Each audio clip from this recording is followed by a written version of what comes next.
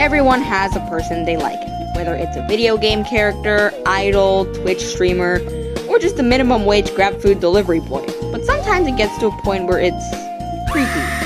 Why do some people act like that?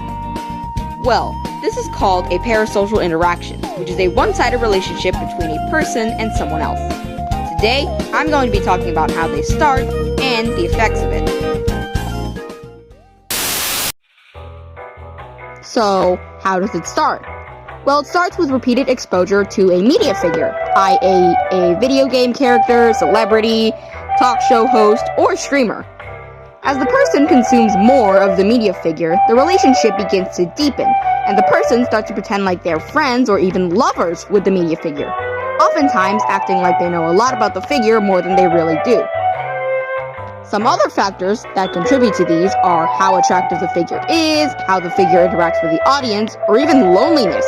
Some people don't really socialize with real people, so they resort to forming a relationship with a media figure. Not only that, but the way the figure interacts with their audience, such as replying to comments, live streaming, Q&As, etc., can help contribute to forming a parasocial relationship. Now, how is this a bad thing? While it isn't inherently bad, it isn't 100% good either. This can sometimes lead to lots of negative effects when they become obsessive or replace real-life social interactions.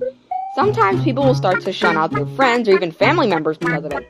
Not only that, but it can also take on a toll on your mental health.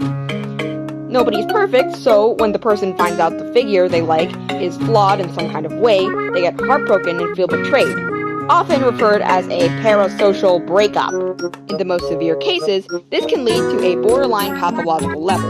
In these situations, a person can no longer control their thoughts, feelings, or in some cases, their behavior.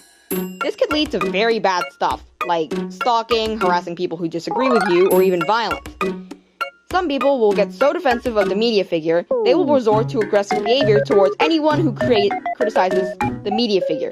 This aggressive behavior includes, but is not limited to, harassing people who don't like the figure, also known as antis, death threats, or even doxing. Not only that, but it can lead to financial issues too in some cases. Overly supporting the figure by donating frequently, buying a ton of merchandise, or buying lots and lots of super chats can lead to big financial issues.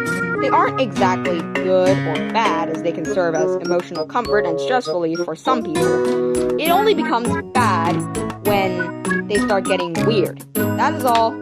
Thank you for listening.